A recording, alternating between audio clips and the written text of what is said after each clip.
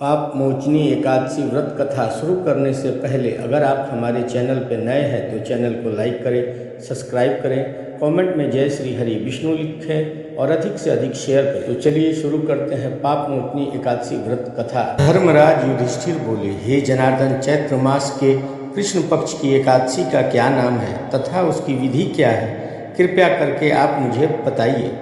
तब श्री भगवान बोले, हे राजन, चैत्र मास के कृष्ण पक्ष की एकादशी का नाम पाप मोचनी एकादशी है।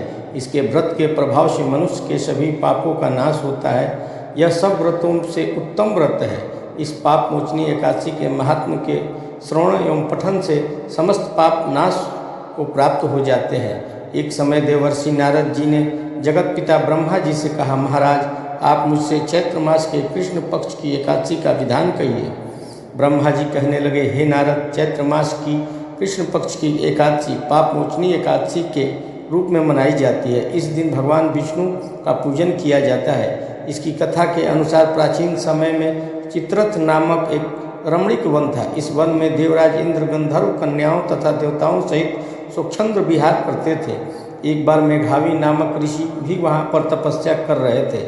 वे ऋषि शिवपाशक तथा अप्सराएं शिव द्रोहिणी नग्न दासी अनुचारी थी। एक बार कामदेव ने मुनि का तप भंग करने के लिए उसके पास मंजूषा घोष नामक अप्सरा को भेजा। युवावस्था वाले मुनि अप्सरा के हाव भाव, नृत्य, गीत तथा कटाक्षों पर काम मोहित हो गए। रति क्रीड़ा करते हुए 57 वर्ष व्यतीत हो गए। एक दिन मंजू घोषा ने देवलोक जाने की आज्ञा मांगी। उसके द्वारा आज्ञा मांगने पर मुनि को भान आया और उन्हें आत्मज्ञान हुआ कि मुझे रसातल में पहुंचाने का एकमात्र कारण अप्सरा मंजू घोषा ही है। क्रोधित होकर उन्होंने मंजू घोषा को पिशाचिनी होने का श्राप दे दिया।